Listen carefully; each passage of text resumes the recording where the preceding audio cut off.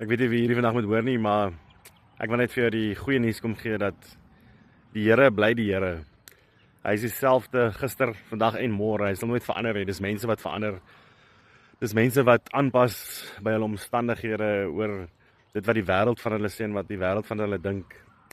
Maar wanneer jy geanker bly in God en wat God van jou sê, wat die Here oor jou droom, sal jy nooit kan wankel of struikel of val nie. Maar die dag as jy val, moenie bly lê nie. Want die Bybel sê, dit gaan nie oor ons val nie, maar dit gaan oor ons opstaan. En hoe ons reageer daarna. So ek wil net vandag kom bemoedig. As jy deur 'n moeilike tyd gaan, as jy nuwe krag nodig het, as jy raad en wysheid en insig nodig het, daar's net een manier, daar's net een pad. En dit is om jou geloof te versterk en in gebed en aanbidding te kom. Praise and worship, begin by eenvoudige goed.